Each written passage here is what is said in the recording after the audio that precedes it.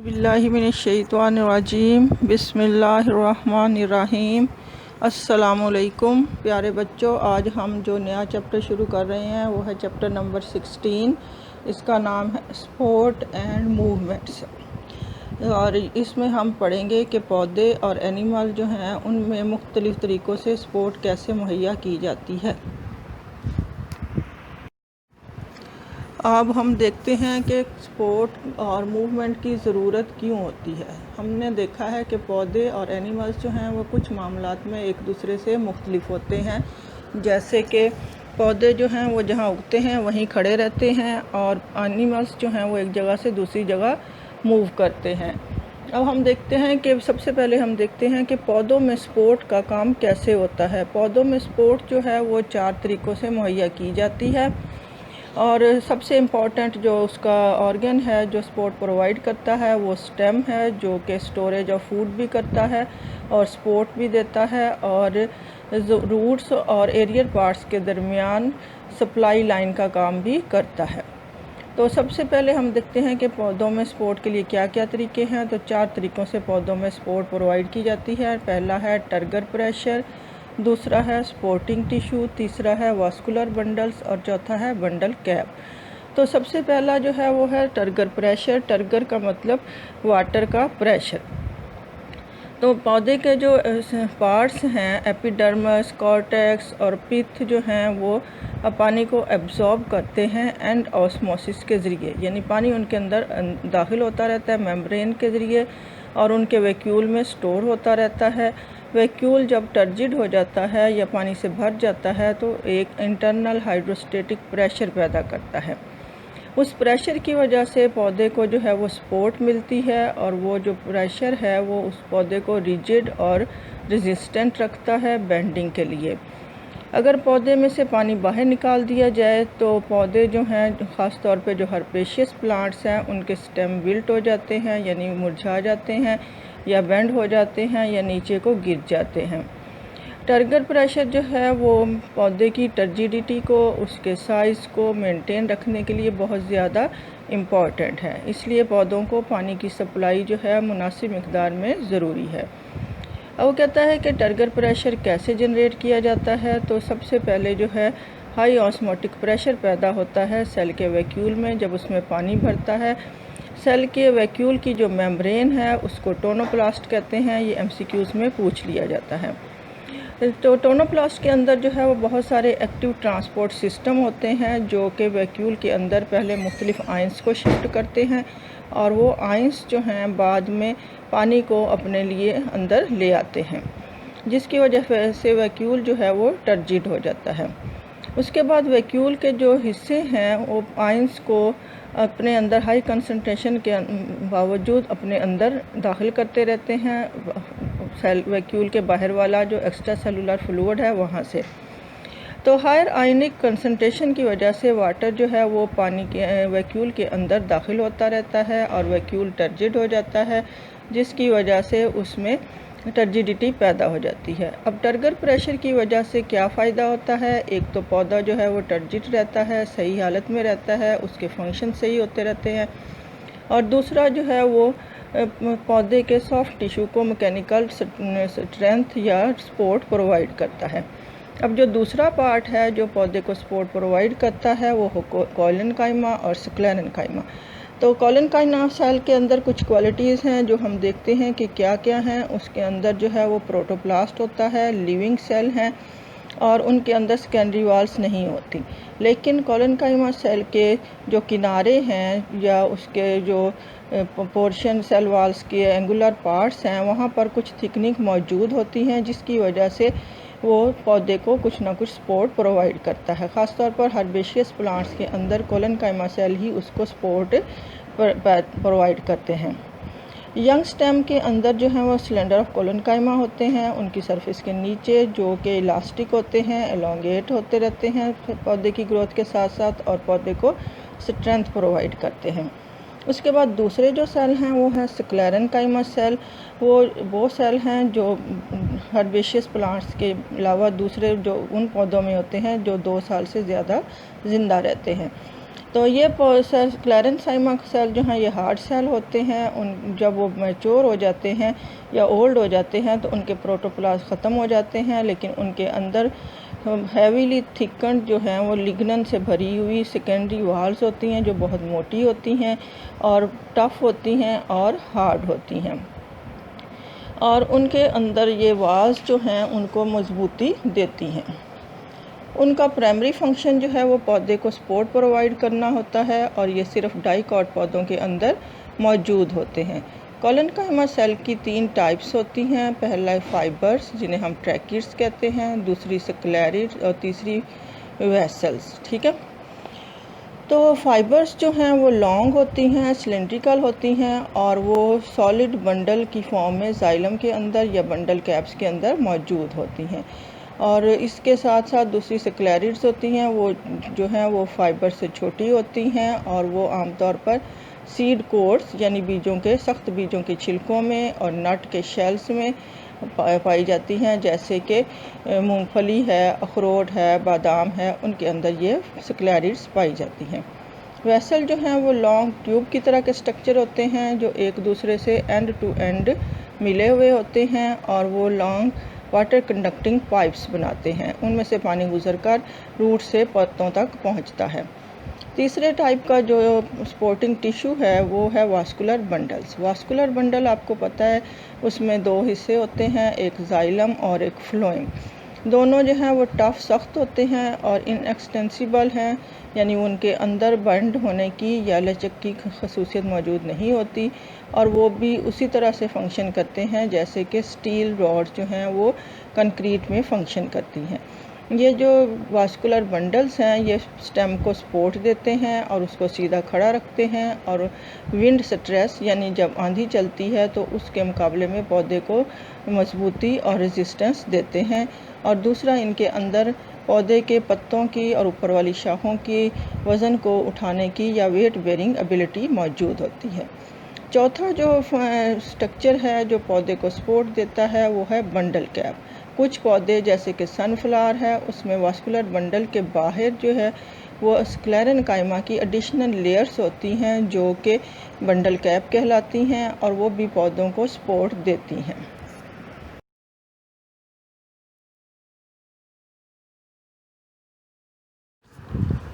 अब हम देखते हैं कि सेकेंडरी ग्रोथ क्या होती है। पौधे के अंदर एक अहम इम्पॉर्टेंट फंक्शन जो है वो ये है कि एन इंक्रीज़ इन प्लांट गिर्थ। गिर्थ का मतलब मोटाई।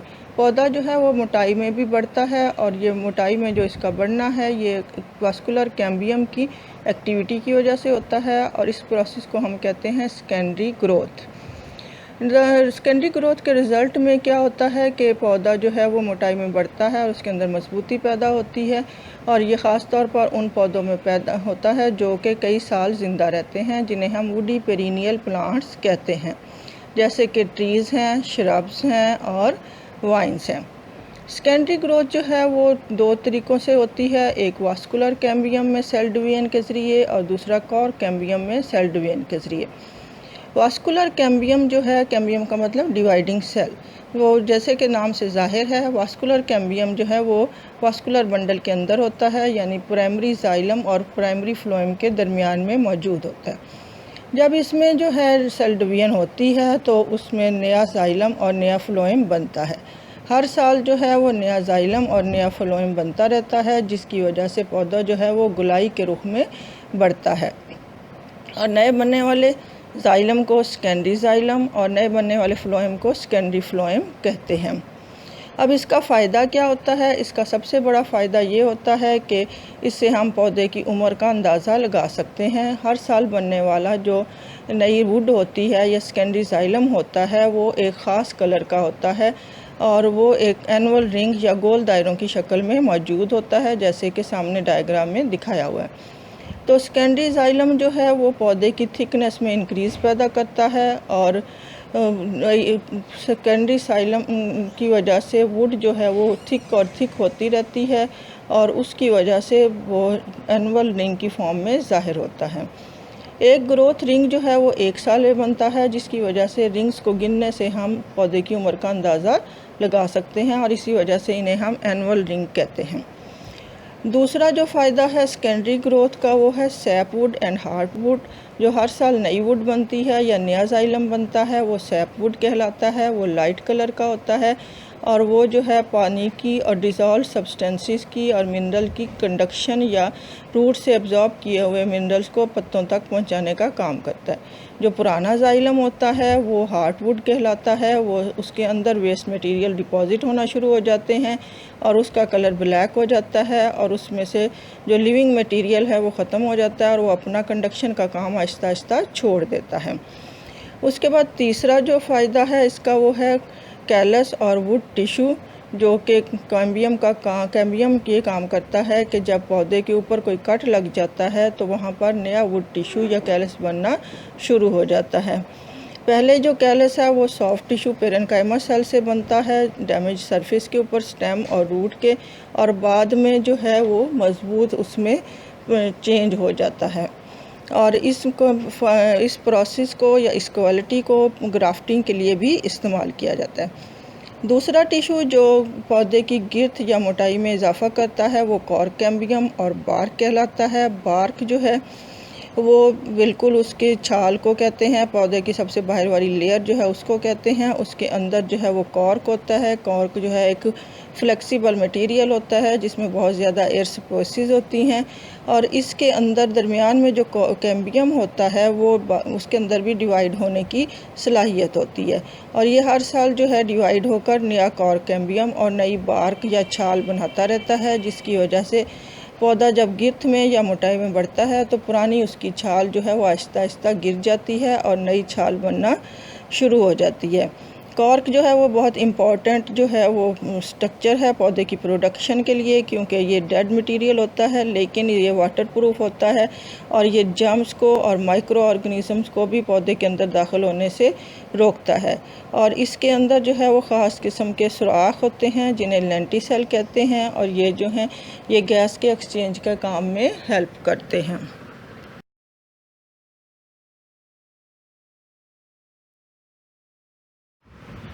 अब हम देखते हैं कि पौधों के अंदर मूवमेंट्स कैसे होती हैं। पौधों के अंदर मूवमेंट्स जो हैं वो बहुत ज़्यादा वाज़ेह तो नहीं होती क्योंकि वो एक जगह से दूसरी जगह शिफ्ट नहीं होते, लेकिन पौधों के अंदर जो मूवमेंट हैं उनको हम आसानी के लिए दो हिस्सों में तकसीम करते हैं। पौधे ना सिर्फ ये कि एक्सटर्नल स्टिमुलाई को रिस्पॉन्स करते हैं बल्कि इंटरनल स्टिमुलाई को भी रिस्पॉन्स करते हैं। इन रिस्पॉन्सेस की बुनियाद पर हम पौधों की मूवमेंट्स को दो हिस्सों में डिवाइड करते हैं। पहली है ऑटोनोमिक मूवमेंट और दूसरी है पैराटोनिक मूवमेंट। ऑटोनोमिक मूवमेंट्स जो हैं वो अचानक मूवमेंट होती हैं जो कि इंटरनल काजेज़ की वजह से होती हैं और पैराटोनिक मूवमेंट्स जो हैं वो एक्सटर्नल या बैरूनी असरात की वजह से होती हैं। ऑटोनोमिक मूवमेंट को फिर हम तीन हिस्सों में डिवाइड करते हैं। पहली है टैक्टिक मूवमेंट, दूसरी है टर्गर मूवमेंट और तीसरी है ग्रोथ मूवमेंट। तो सबसे पहले हम देखते हैं कि टैक्टिक मूवमेंट्स क्या होती हैं। टैक्टिक मूवमेंट्स जो हैं वो इंटायर सेल की, पूरे सेल की या ऑर्गेनिज़म की एक जगह से दूसरी जगह मूवमेंट होती है इंटरनल स्टिमुलस की वजह से। इनकी फिर दो टाइप्स हैं, पॉजिटिव टैक्टिक मूवमेंट और नेगेटिव टैक्टिक मूवमेंट। अगर मूवमेंट्स जो हैं वो रिस्पॉन्स की तरफ या स्टिमुलस की तरफ हो तो वो पॉजिटिव कहलाती है। अगर वो स्टिमुलस से दूर जा रही हो, ऑर्गेनिज़म को दूर ले जा रही हो या पूरे उसके जो ऑर्गन्स हैं या उसके अंदर जो सेल्स हैं वो उनको दूर ले जा रही है तो वो नेगेटिव कहलाती है। इसकी आगे फिर दो अक़साम हैं, फोटोटैक्टिक मूवमेंट और कीमोटैक्टिक मूवमेंट। फोटोटैक्टिक मूवमेंट जो हैं वो लाइट के स्टिमुलस की वजह से होती हैं, जिसमें जो है पूरे का पूरा जो है ऑर्गेनिज़म जो है वो लाइट के सोर्स से दूर जाता है या उसके करीब आ जाता है। जैसे कि पॉजिटिव फोटोटैक्टिव मूवमेंट की एग्जांपल जो है वो पैसिव मूवमेंट ऑफ क्लोरोप्लास्ट है। क्लोरोप्लास्ट आपने पढ़ा था फर्स्ट ईयर में चैप्टर नंबर 4 में कि वो पिगमेंट है और वो ऑर्गेनेली है जो कि फोटोसिंथेसिस का काम करती है। तो ये जो क्लोरोप्लास्ट हैं जब इनके ऊपर लाइट पड़ती है तो ये मूव करके पूरे के पूरे लाइट वाली सरफेस के ऊपर एक लेयर की फॉर्म में जमा हो जाते हैं ताकि मैक्सिमम लाइट को एब्जॉर्ब कर सकें और कार्बन डाइऑक्साइड से मिला के कार्बोहाइड्रेट बना सकें। इस प्रोसेस को साइक्लोसिस कहते हैं, यानी कि क्लोरोप्लास्ट का मूव करके एक लेयर की फॉर्म में जमा हो जाना साइक्लोसिस कहलाता है। इसकी वजह से जो है इंट्रासेलुलर डिस्ट्रीब्यूशन ऑफ क्लोरोप्लास्ट होती है। ठीक है, लाइट की इंटेंसिटी और डायरेक्शन दोनों इस साइक्लोसिस मूवमेंट के ऊपर असर करती हैं। दूसरी है कीमोटैक्टिव मूवमेंट। कीमोटैक्टिव मूवमेंट जो है वो केमिकल्स के रिस्पॉन्स में पौधे की पार्ट्स की मूवमेंट है, जैसे कि लिवरवर्ट्स एक पौधों का ग्रुप है, उसके स्पर्म्स जो हैं वो मूव करते हैं न्यूक्लिक एसिड की तरफ, जो कि पानी के अंदर रिलीज़ करता है उनका ओवम। लिवरवर्ट्स के स्पर्म्स भी इस केमिकल को रिस्पॉन्स करते हैं, मॉसिस के स्पर्म्स भी, फर्न्स के भी, ये सारे पौधे जो हैं वो अपने स्पर्म्स पानी में रिलीज़ करते हैं और वहाँ से वो मूव करके स्विम करके आर्चिगोनिया की तरफ मूव करते हैं केमिकल्स की वजह से। तीसरी जो मूवमेंट है वो टर्गर मूवमेंट है। टर्गर मूवमेंट जो है वो पौधे के मुख्तलिफ ऑर्गन्स के अंदर मौजूद पानी के प्रेशर में कमी होने से या उसके बढ़ने से पैदा होती है, यानी पानी के गेन और लॉस की वजह से पैदा होती है। इसकी 2 टाइप्स हैं आगे, sleep movement of plants during night और दूसरा है rapid movement of leaflets in touch me not plant. शाम के वक्त अक्सर पौधे जो हैं उनके पत्ते जो हैं वो नीचे गिर जाते हैं, जिसकी वजह से वो रेस्ट मूवमेंट या उसको हम स्लीप मूवमेंट कहते हैं। इसकी वजह क्या होती है कि पल्विनस जो है पत्ते का वो हिस्सा जो कि जिसके ज़रिए पत्ता जो है अपने स्टेम के साथ या ब्रांच के साथ जुड़ा हुआ होता है, उसके नीचे एक फूला हुआ थोड़ा सा स्वोलन पोर्शन होता है पेट्यूल का, जिसको हम पल्विनस कहते हैं। पल्विनस के अंदर जब पानी भर जाता है तो वो टर्जिड हो जाता है और पत्ता सीधा खड़ा हो जाता है। शाम के टाइम जब उसमें से पानी बाहर निकल जाता है तो पत्ता जो है वो अपनी टर्जिडिटी ख़त्म कर देता है और नीचे को लटक जाता है, तो इसको कहते हैं स्लीप मूवमेंट ऑफ प्लांट। दूसरा है रैपिड मूवमेंट ऑफ लीफलेट्स। इसमें क्या होता है कि टच मी नॉट या मेमूसा प्लांट के पत्तों को जब कोई टच करता है या हाथ लगाता है तो उसके पल्विनस में से भी पानी जो है वो बाहर चला जाता है और वो बंद हो जाते हैं। इसमें क्या होता है कि इन्वेस्टिगेशंस के ज़रिए ये पता चला है, जब इसके ऊपर रिसर्च की गई तो ये पता चला कि ये जो पोटाशियम आयन है वो पहले पल्विनस से बाहर निकल जाता है, जिसकी वजह से उसमें ऑस्मोटिक पोटेंशियल कम हो जाता है और पानी भी उसके पीछे पीछे बाहर चला जाता है। और इसको दोबारा टर्गर को हासिल करने में और पत्ते की टर्जिडिटी को हासिल करने में 10 मिनट्स लगते हैं। ये भी MCQs है। उसके बाद है ग्रोथ मूवमेंट। ग्रोथ मूवमेंट जो हैं वो अनइक्वल ग्रोथ की वजह होती है, जिसकी वजह से स्टेम और रूट और टेंड्रिल्स जो हैं बर्ड्स का वो हिस्सा जो कि सॉफ्ट प्लांट्स को किसी चीज़ पर चढ़ने में हेल्प करता है वो टेंड्रिल कहलाता है। तो उसमें जो है ग्रोथ जो है वो अनइक्वल होती है। पहले एक हिस्सा जो है वो मूव करता है, ग्रो करता है और फिर दूसरा हिस्सा ग्रो करता है। तो इस तरह की ग्रोथ की 3 टाइप्स होती हैं, एपिनास्टिक ग्रोथ, हाइपोनास्टिक और न्यूटेशन। एपिनास्टिक मूवमेंट जो हैं वो लीव्स और पेटल्स में शो होती है। जब लीफ जो है वो बड कंडीशन में होता है तो वो ज़्यादा ग्रोथ शो करता है अंदर अपर वाली साइड पर, और लोअर सरफेस पर कम ग्रोथ होती है, जिसकी वजह से जो है पत्ता और बर्ड्स जो हैं वो खुल जाते हैं और ये ऑक्सीजन एक ख़ास किस्म के हार्मोन या केमिकल्स जो पौधों के अंदर पैदा होते हैं उनकी वजह से होते हैं और इसको एपिनास्टी कहते हैं। एपी मीन ऊपर वाली सरफेस पर ज़्यादा ग्रोथ होती है, नीचे कम ग्रोथ होती है और पत्ते और बर्ड्स खुल जाती हैं। जब पत्ते और बर्ड्स बंद हालत में होते हैं तो उस कंडीशन को हाइपोनास्टी कहते हैं। उसमें लोअर सरफेस पर ग्रोथ ज़्यादा होती है और अपर सरफेस पर कम होती है, जिसकी वजह से वो बंद रहते हैं और ये एक और केमिकल्स की वजह से होती है जिसे कि हार्मोन जिब्रेलेंस कहा जाता है। तीसरी है न्यूटेशन। इसमें क्या होता है, यंग स्टेम जो है वो जिग जैग फैशन में मूव करता है, जिसकी वजह से ग्रोथ जो है वो अल्टरनेट फॉर्म में ग्रो करती है और ये न्यूटेशन कहलाती है। दूसरी टाइप्स की मूवमेंट जो पैराटोनिक मूवमेंट कहलाती हैं और जो एक्सटर्नल काजेज़ की वजह से होती हैं, ये दो तरह की होती हैं। पहली जो है वो ट्रॉपिक मूवमेंट ट्रॉपिज़म्स और दूसरी नास्टिक मूवमेंट्स नास्टीज़। ट्रॉपिक मूवमेंट्स जो हैं वो आगे बहुत सारी अक़साम की होती हैं और ये अमूमन जो है वो ट्रॉप्स मीन टर्न। इसकी वजह से क्या होता है कि पौधे का वो हिस्सा जो है वो टर्न लेता है या कर्वेचर पैदा करता है या अब उस स्टिमुलस की तरफ या उससे दूर मूव करता है टर्न लेकर। ठीक है, इसमें सबसे पहली है फोटोट्रॉपिज्म, जो है ये movement of part of plant है in response to stimulus of light. और ये इसकी वजह क्या होती है कि वो पौधे का वो हिस्सा जो लाइट की तरफ होता है वो ज़्यादा कम ग्रो करता है और जो पौधा का हिस्सा लाइट की से दूर होता है वो ज़्यादा ग्रो करता है, जिसकी वजह से जो है पौधा जो है वो लाइट वाले सोर्स की तरफ मुड़ना शुरू कर देता है। स्टेम जो है वो पॉजिटिव फोटोट्रॉपिज्म होता है और रूट जो है वो नेगेटिव फोटोट्रॉपिज्म शो करती है। दूसरा थिग्मोट्रॉपिज्म है। थिग्मोट्रॉपिज्म इन टच और स्टिमुलस ऑफ टच का जो रिस्पॉन्स है वो थिग्मोट्रॉपिज्म कहलाता है। जैसे कि क्लाइंबिंग वाइन्स वो पौधे जो सीधे खुद खड़े नहीं होते बल्कि किसी के सहारे पर खड़े होते हैं, जिन्हें हम बेलें कहते हैं। तो क्लाइंबिंग वाइन्स या बेलें जो हैं जब वो सॉलिड ऑब्जेक्ट के साथ इन कांटेक्ट आती हैं तो वो कांटेक्ट वाली साइड के ऑपोजिट साइड पर जो है वो ग्रोथ ज़्यादा होती है, जिसकी वजह से टेंड्रिल जो है वो स्पोर्ट के गिर्द कॉइल करती है और पौधा और या बेल जो है उसके ऊपर चढ़ना शुरू कर देती है। तीसरा है कीमोट्रॉपिज्म, जो है वो केमिकल्स के रिस्पॉन्स में होती है। जैसे कि फंगस, जो कि आपने फर्स्ट ईयर में 8 चैप्टर में पढ़ा था, उसका हाइफाई जो है वो कीमोट्रॉपिक होता है।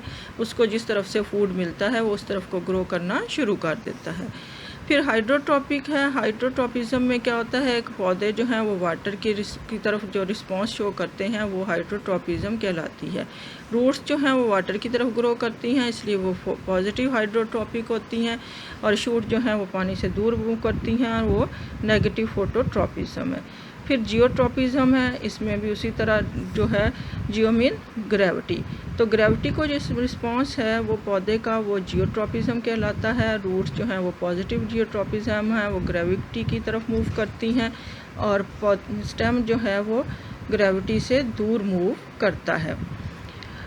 दूसरी जो मूवमेंट्स हैं पैराटोनिक मूवमेंट्स में वो है नास्टिक मूवमेंट्स। ये नॉन डायरेक्शनल मूवमेंट्स हैं और लेकिन ये भी एक्सटर्नल स्टिमुलाई की वजह से होती हैं। इसमें निक्टी नास्टी है पहली मूवमेंट, जो कि मुख्तलिफ पौधों के अंदर मुख्तलिफ ऑर्गन्स जो हैं वो एक्सटर्नल स्टिमुलाई को मूव करते हैं की वजह से रिस्पॉन्स शो करते हैं और डिफरेंशियल ग्रोथ शो करते हैं। ये इसमें टर्गर के चेंज होने की वजह से भी होता है और ग्रोथ के चेंज होने से भी होता है। इसमें जो है पहली है फोटोनास्टी, जिसमें फोटो पीरियड या लाइट की ड्यूरेशन जो है वो इफ़ेक्ट करती है। पहले जो हमने पढ़ा है फोटोट्रॉपिज्म, उसमें लाइट की डायरेक्शन का असर था और उसकी क्वालिटी का असर था। लेकिन जो फोटोनास्टी है इसमें लाइट की ड्यूरेशन यानी कितने टाइम के लिए पौधे को लाइट मिल रही है, जिसे हम कहते हैं फोटो पीरियड। तो इसका रिस्पॉन्स जो है वो फोटोनास्टी कहलाता है। फूल जैसे कि ओपन और क्लोज होते हैं लाइट इंटेंसिटी की वजह से। उसके बाद है थर्मोनास्टी, ये टेम्परेचर को रिस्पॉन्स है। ट्यूलिप के फूल जो हैं वो नाइट को बंद हो जाते हैं और दिन के टाइम खुल जाते हैं। उसके बाद हाइपोनास्टी है, जिसमें क्या है पौधे की जो है वो कांटेक्ट के रिस्पॉन्स को जो रिस्पॉन्स है वो हाइपोनास्टी कहलाती है। जैसे कि वीनस फ्लाई ट्रैप का पत्ता जो है जब उसके ऊपर इंसेक्ट आकर बैठता है तो वो बंद हो जाता है। उसके बाद लास्ट जो है वो हम देखते हैं कि ग्रोथ सब्सटेंसेस का क्या रोल है प्लांट की मूवमेंट्स में। तो सबसे पहले जो ग्रोथ का हार्मोन है वो ऑक्सिन है, वो फोटोट्रॉपिज्म में इम्पॉर्टेंट रोल प्ले करता है। और वो कहा जाता है कि ऑक्सिन की अनइक्वल डिस्ट्रीब्यूशन की वजह से पौधे जो हैं वो फोटोट्रॉपिज्म का जो रिस्पॉन्स है वो शो करते हैं। दूसरा जो है इम्पॉर्टेंट इसमें रोल जो है ऑक्सिन का वो ग्रेविट्रॉपिज्म है और नेगेटिव ग्रेविट्रॉपिज्म ऑफ स्टेम है। इसी तरह ऑक्सिन जो है वो रूट सेल की ग्रोथ को रोकते हैं और रूट जो है वो कर्व डाउनवर्ड हों तो उसके सेल की अपर सरफेस जो है वो एलोंगेट हो जाती है। इसी तरह सेल ऑक्सीजन जो है वो स्टेम के सेल्स की ग्रोथ को स्टिमुलेट करता है और जिसकी वजह से स्टेम जो है वो ऊपर की तरफ को मुड़ जाता है। नास्टिक मूवमेंट्स जो हैं वो ग्रोथ इनहिबिटर्स, एब्सिसिक एसिड और ग्रोथ स्टिमुलर जिबरेलिन्स के दरमियान एक ख़ास बैलेंस की वजह से होती हैं। और ये भी ऑब्ज़र्व किया जाता है कि एपिनास्टी जो है वो ऑक्सीजन पैदा करते हैं और हाइपोनास्टी जो है वो जिबरेलिन की वजह से होती है।